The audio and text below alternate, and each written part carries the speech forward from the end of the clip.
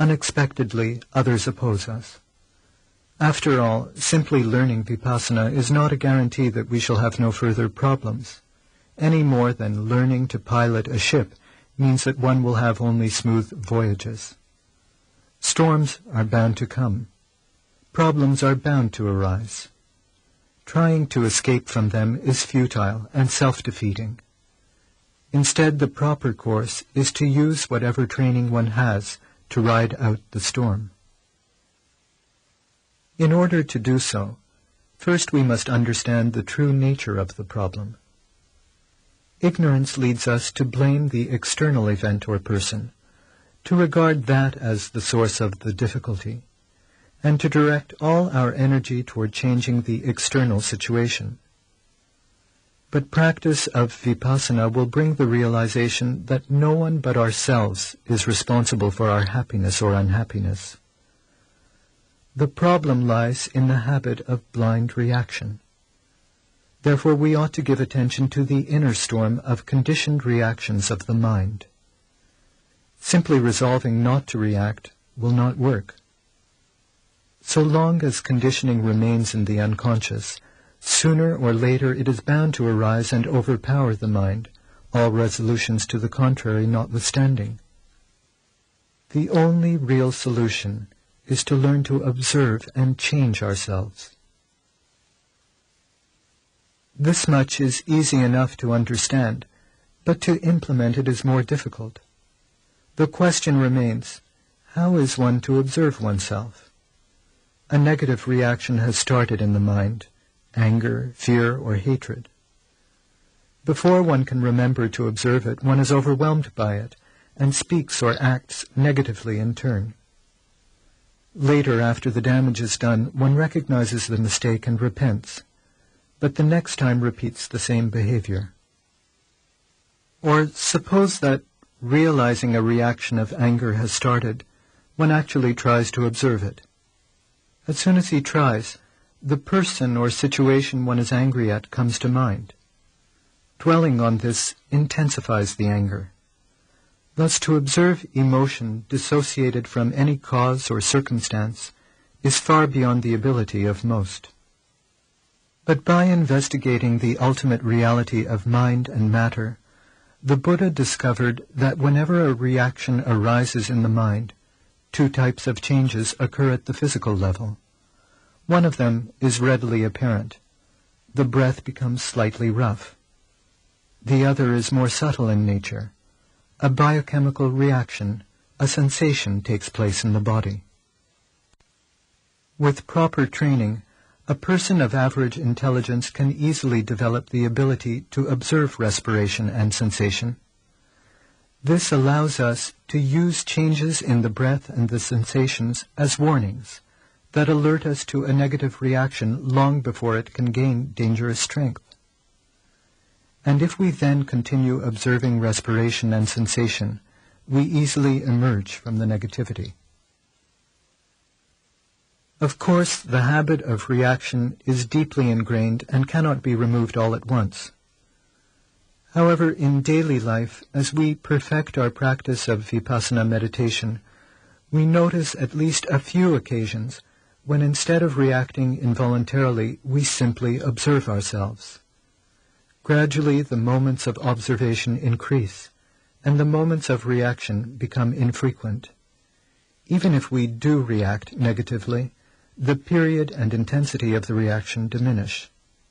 Eventually, even in the most provocative situations, we are able to observe respiration and sensation and to remain balanced and calm. With this balance, this equanimity at the deepest level of the mind, one becomes capable for the first time of real action. And real action is always positive and creative. Instead of automatically responding in kind to the negativity of others, for example, we can select the response that is most beneficial. When confronted by someone burning with anger, an ignorant person himself becomes angry, and the result is a quarrel that causes unhappiness for both. But if we remain calm and balanced, we can help that person to emerge from anger and to deal constructively with the problem. Observing our sensations teaches us that whenever we are overwhelmed by negativity, we suffer. Therefore, whenever we see others reacting negatively, we understand that they are suffering. With this understanding, we can feel compassion for them and can act to help them free themselves of misery, not make them more miserable. We remain peaceful and happy, and help others to be peaceful and happy. Developing awareness and equanimity does not make us impassive and inert like vegetables, allowing the world to do what it likes with us. Nor do we become indifferent to the suffering of others while remaining absorbed in the pursuit of inner peace. Dhamma teaches us to take responsibility for our own welfare as well as for the welfare of others. We perform whatever actions are needed to help others, but always keeping balance of mind. Seeing a child sinking in quicksand, a foolish person becomes upset, jumps in after the child, and himself is caught. A wise person, remaining calm and balanced, finds a branch with which he can reach the child and drag him to safety.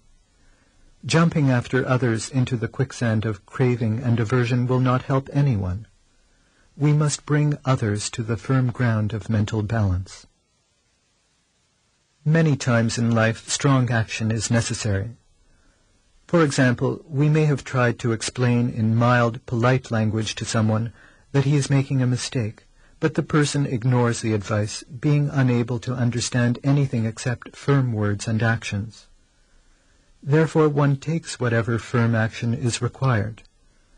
Before acting, however, we must examine ourselves to see whether the mind is balanced, and whether we have only love and compassion for the person who is misbehaving. If so, the action will be helpful. If not, it will not really help anyone. If we act from love and compassion, we cannot go wrong. When we see a strong person attacking a weaker one, we have a responsibility to try to stop this unwholesome action. Any reasonable person will try to do so, although probably out of pity for the victim and anger toward the aggressor. Vipassana meditators will have equal compassion for both, knowing that the victim must be protected from harm and the aggressor from harming himself by his unwholesome actions. Examining one's mind before taking any strong action is extremely important. It is not sufficient merely to justify the action in retrospect. If we ourselves are not experiencing peace and harmony within, we cannot foster peace and harmony in anyone else.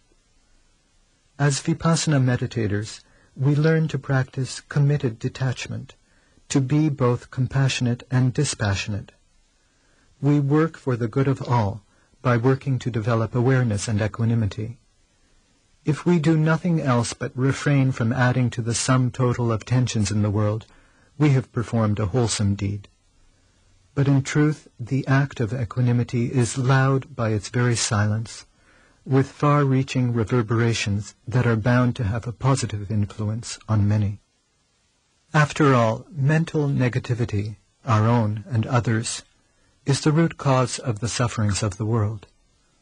When the mind has become pure, the infinite range of life opens before us, and we can enjoy and share with others real happiness.